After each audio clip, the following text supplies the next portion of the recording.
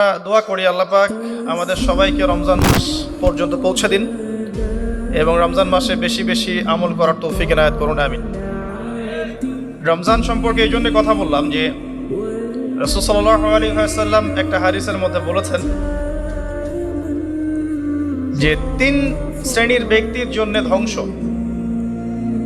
তিন শ্রেণীর ব্যক্তির জন্য ধ্বংস, লাআনত বা অভিশাপ। এক শ্রেণী হচ্ছে যারা নিজের বৃদ্ধ পিতামাতাকে পেয়েছে কিন্তু পিতামাতার খেদমত করে জান্নাত লাভ করতে পারে নাই, তাদের জন্য ধ্বংস। আর এদের সংখ্যা দিন দিন বাড়ছে, এই জেনারেশনের সংখ্যা দিন দিন বাড়ছে যারা পিতামাতার খেদমত করতে চায় না। দ্বিতীয়ত হচ্ছে সেই শ্রেণীর মানুষ যারা রমজান মাসকে পেয়েছে, রমজান মাসকে পেয়েও তারা নিজেদের গুনাহ মাফ করাতে পারলো না, তাদের জন্য ধ্বংস। তৃতীয় শ্রেণী হচ্ছে তারা যাদের সামনে রাসূলুল্লাহ সাল্লাল্লাহু আলাইহি ওয়াসাল্লামের নাম উচ্চারিত হয়েছে কিন্তু রাসূলের নাম শুনে তারা দরুদ পাঠ করেন নাই। এই তিন শ্রেণীর ব্যক্তির জন্য রাসূলুল্লাহ সাল্লাল্লাহু আলাইহি ওয়াসাল্লাম ধ্বংসের দোয়া করেছেন।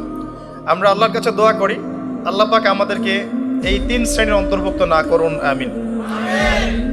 এবং আসন্ন রমজানে আমরা যেন রমজানকে কাজে লাগিয়ে আমাদের গুনাহগুলোকে মাফ করাতে পারি, আল্লাহ পাক সেই তৌফিক এনায়েত করুন, আমিন। আমাদের যারা পিতামাতা বেঁচে আছে যাদের, তারা যেন পিতামাতাকে বোঝা মনে না করি, বরং জান্নাতে যাওয়ার মাধ্যম মনে করে তাদের সেবা যত্ন করার মানসিকতা তৈরি করি, আল্লাহ পাক তৌফিক এনায়েত করুন, আমিন। এবং রাসূলুল্লাহ সাল্লাল্লাহু আলাইহি ওয়াসাল্লামের নাম শুনলেই কমপক্ষে সাল্লাল্লাহু আলাইহি ওয়াসাল্লাম এই কথাটা বলার অভ্যাস গড়ে তুলি, আল্লাহ কবুল করুন, আমিন। রমজানকে কাজে লাগানোর জন্যে আগে থেকেই প্রস্তুতির প্রয়োজন আছে। যে ব্যক্তি নামাজ পড়ে না 5 ওয়াক্ত, রমজানের প্রথম দিনেই সে 5 ওয়াক্ত নামাজি হয়ে যাবে, এটা কিন্তু ডিফিকাল্ট। এই জন্য এখন থেকেই নামাজের চর্চা করতে হবে। রমজানে কয়েকটা কাজ খুব বেশি বেশি গুরুত্ব দিয়ে করবেন। 1 নাম্বার, জামাতের সাথে 5 ওয়াক্ত সালাত পারা যাবে ইনশাআল্লাহ। 2 নাম্বার, নিজের মালের যাকাত দিয়ে দিবেন। এটা কি ব্যবসায়িক সমিতির উদ্যোগে প্রোগ্রাম? নিজেদের মালের যাকাত হিসাব করে মুফতি সাহেবদের কাছে যাবেন, কওমি উলামায়ে কেরামের কাছে যেতে পারেন, গিয়ে যাকাতের আপনার নিসাব হিসাব করে নেবেন যে আপনার কতটুকু যাকাত এসেছে। এবং এটা দেওয়ার সবচেয়ে উত্তম সময় হচ্ছে রমাদান মাস। যাকাতগুলো দিয়ে দিবেন, আল্লাহ পাক তৌফিক দান করুন। সাদাকাতুল ফিতর দিবেন রমজান মাসে। তারাবির সালাত অবশ্যই অ্যাটেন্ড করবেন, তারাবির সালাত মিস করবেন না। পরিবারের ব্যক্তিদেরকে একসাথে নিয়ে ইফতার করবেন, আলাদা আলাদা করে করবেন না। বেশি থেকে বেশি মানুষকে ইফতার করাবেন, সামাজিকভাবে, রাষ্ট্রীয়ভাবে, সংগঠনের উদ্যোগে বা ব্যক্তিগত পর্যায়ে বেশি থেকে বেশি মানুষকে ইফতার করাবেন। এবং কুরআনুল কারীমকে বেশি সময় দিবেন। প্রতিদিন অন্তত পক্ষে 1 পারা করে তেলাওয়াত করবেন। যারা হাফেজ কোরআন তারা পুরো কোরআন হিফজ আবার চর্চা করবেন। যারা আরও বড় লেভেলে আছেন কোরআন গবেষণা করবেন। 5 ওয়াক্ত নামাজের পরে একটা করে হাদিস পড়ার চেষ্টা করবেন মসজিদের মধ্যে। আসর থেকে মাগরিব এই সময়টুকুর মধ্যে আসরের নামাজের পরে মসজিদ ভিত্তিকভাবে দার্সের ব্যবস্থা করবেন, তালিমের ব্যবস্থা করবেন। 30 দিন 30টা আলাদা আলাদা টপিকে কথা হবে, জনগণ জানতে পারবে। পারা যাবে? ব্যবসায় এই মাসে খুব বেশি লাভের চেষ্টা করবেন না, পরকালীন লাভের চেষ্টা করবেন।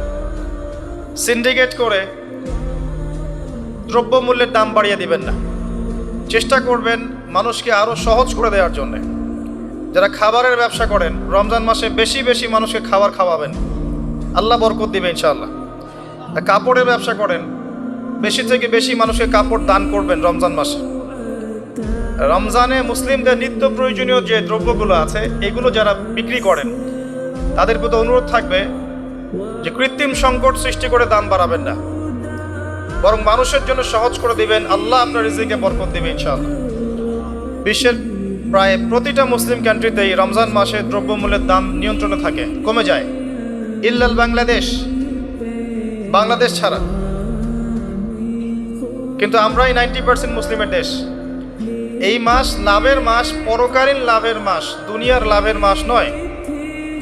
বরং রমজান আসার আগেই পুরো মাসের বাজার এবং ঈদের শপিং করে ফেলে দিবেন। রমজান মাসে বেশি বেশি মার্কেটে যাবেন না এবং স্ত্রী সন্তানদেরকেও বেশি বেশি মার্কেটে যেতে দিবেন না। বরং এই মাসে পর্দা আরও বজায় রাখার চেষ্টা করবেন। রাস্তার মোড়ে মোড়ে যে হোটেলগুলো থাকে, ঘোমটা হোটেল, এই হোটেলের মালিকদের প্রতি নসিহত থাকবে যে আল্লাহকে ভয় করেন। হোটেলের বাইরে লিখে দিবেন, মুসলিমদের জন্য খাওয়া আমার হোটেলে জায়েজ নাই।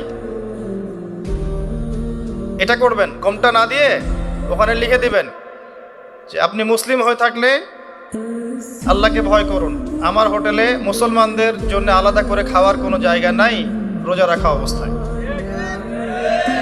সেলুনে আছেন যারা, সেলুনে লিখে দিবেন রমজান মাসে আমি দাড়ি কাটি না, কমপক্ষে লিখে দিবেন যে আমার দোকানে দাড়ি শেভ করা হয় না। রমজান মাসে আল্লাহওয়ালা হয়ে যান, লাআল্লাকুম তাত্তাকুন, তাকওয়া অবলম্বন করতে হবে। কিছু টিপস বলে দিলাম। সবচেয়ে বড় কথা হচ্ছে মানসিক প্রস্তুতি। রমজান আসতে যাচ্ছে, একটা মানসিক প্রিপারেশন। এই রমজানের 30টা দিন আমি প্রত্যেকটা দিনকে কাজে লাগাবো। প্রতিটা দিন আমি কোরআনের কিছু অংশ পড়বো, হাদিস কিছু পড়বো, দুটা কথা মানুষকে দাওয়াত দিব, ইফতার করাবো মানুষকে, সাধ্যমতো দান সাদাকা করব, তারাবির সালাতে হাজির হব, কোরআন খতম দিব। এই কাজগুলো করতে কি সরকার বাধা দিবে? প্রশাসন বাধা দিবে? এগুলো আমাদের হাতে আছে। আল্লাহ পাক আমাদের সবাইকে তৌফিক এনায়েত করুন, আমিন।